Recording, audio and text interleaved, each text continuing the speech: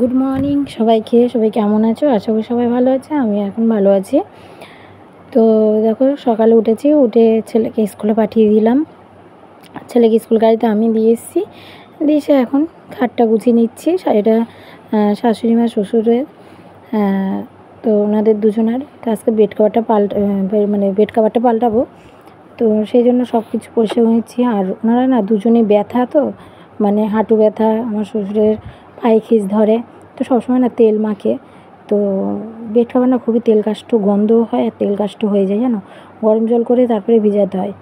তো দেখো, বালিশের ওয়ার টোয়ার সবই পাল্টে নিচ্ছি। আর এই খাটে যখন পাল্টায় না অনেকগুলোই হয়, তখন সেইদিনকে খুবই কষ্ট হয়ে যায়। আর দুটো খাটের কিন্তু আমি একদিনই বেড কভার পাল্টাই না, একদিন এটা একদিন তারপর দিন ওটা, এভাবে পাল্টাই। কারণ দু খাটের একসঙ্গে পাল্টাতে গেলে খুবই কষ্ট হয়ে যায়। যেহেতু এই খাটে বেশি বালিশ, তারপরে কোরবালিশ আছে অনেকগুলো।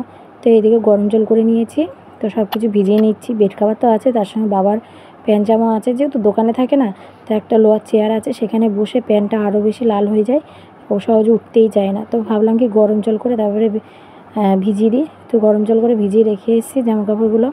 আর এদিকে দেখো, মেয়ে ঘুম থেকে উঠে পড়েছে। তো মেয়েকে বলছি ওঠো, উঠবে না। ও ব্রাশ করবে না। ও একটু সকালে একটু জ্বালাতন করে বেশি, আর সকালেই তো সবারই কাজকর্ম বেশি থাকে। আর মেয়েটাও যে বেশি জ্বালাতন করে, যেহেতু আমি একাই বাড়ি থাকি, আর কেউই থাকে না। ওর বাবা চলে গেছে ডিউটিতে।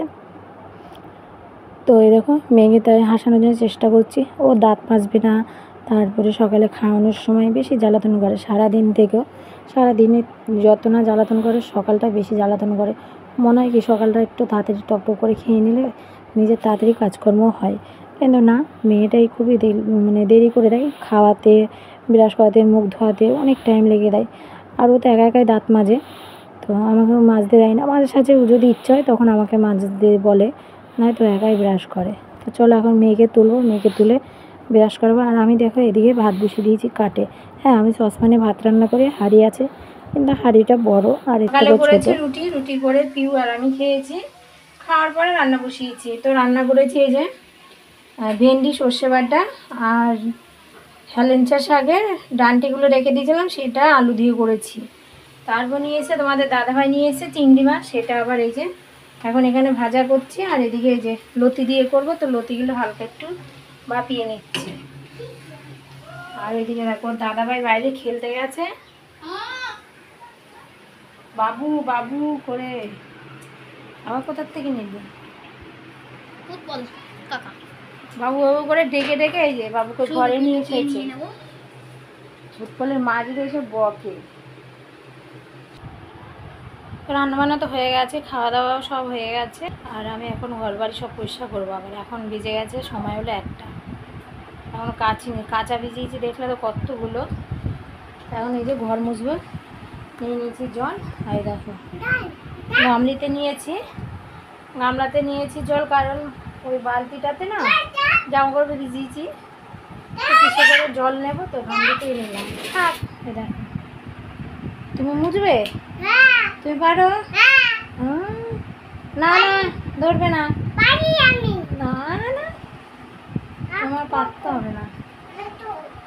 কি থাক। তো চলো আমি ঘরটা মুছে নিই। পিউর খাওয়া দাওয়া হয়ে গেছে, আর আমারও খাওয়া হয়ে গেছে। সুদীপের ওর দেখো মাথায় কি দিয়েছে, দেখি এদিকে আসো।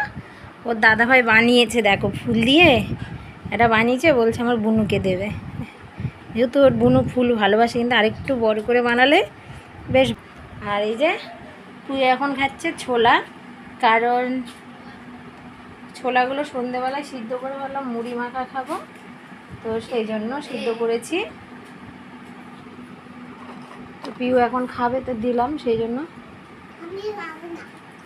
ছোলা খাবে না? খাবো। ও কাঁচা ছোলা খেতে খুব ভালোবাসে। আমি এখন একটু ঘুমাবো, আর পিউ তো ঘুম হয়ে গেছে। দরজা বন্ধ করিস নি কেন? ওঠো, কে খাবে এটা? কি এটা? তাহলে ওঠো ওঠো ওঠো ওঠো। তো পিউর জন্য করে নিয়েছে এখন হরলিক্স, ও এখন দুধ হরলিক্স খাবে, তাই তো? ধরবে না, আমি অন্য গ্লাসে অল্প অল্প করে ঢেলে দেবো। হ্যাঁ, হালকা গরম, মা ঠান্ডা হয়ে গেছে। ধরবে না, হ্যাঁ। আর সুদীপ গেছে দোকানে নিমকি আনতে, চা খাবো নিমকি দিয়ে। তো এই যে চা করে নিয়েছি আমার জন্য, আর সুদীপের জন্য আবার হরলিক্স করে দিয়েছি। সুদীপ খাচ্ছে হরলিক্স, আর নিমকি দিয়ে চা খেতে কিন্তু বেশ ভালো লাগে। তো দুপুর থেকে খুবই মাথাটা ব্যথা করছে, শুয়েছিলাম, উঠে তো চাটা খেলাম। আর এখন দেখো কতগুলো জামা কাপড় সব ভাঁজ করলাম খাটের ওপরে, দেখো সব ভাঁজ করলাম, এগুলো ওইগুলো সব এখনও গোছাইনি, গোছাবো। আর আজকে তো অনেক কাচা ধোয়া করেছিলাম, ওই খাটে সব বেড কাভার টাভার সব অনেকগুলোই ছিল। ছেলে আবার ছাদের থেকে নিয়ে আসলো, এখন এগুলো ভাঁজ করে সব রেখে দেবো। তারপরে রান্না করবো। আর ছেলে একটু গেছে ওর আন্টির বাড়িতে। আর এদিকে দেখো চা করছি, এখন রাত বাজে 10টা। তো এখন হ্যাঁ চা করছি, বাবা খাবে। তো বাবার একটু শরীরটা খারাপ, তো একটু আগে চানাচুর না লঙ্কা পেঁয়াজ দিয়ে মুড়ি মাখিয়ে দিয়েছি। আর এখন বলছে আমাকে একটু রচা করে দে, তো রচা বাবাকে করে দিয়েছি। আর এদিকে ছেলের জন্য নিয়েছি ভাত, হ্যাঁ পেঁয়াজ লঙ্কা ভেজে তারপর আলু সিদ্ধ করছি। ছেলের এটা প্রিয় খাবার। তো ছেলে ঘুমাচ্ছে, ওকে তুলে খাওয়াবো। এই যে ছেলেকে তুলে তারপর ভাতটা খাইয়ে দেবো।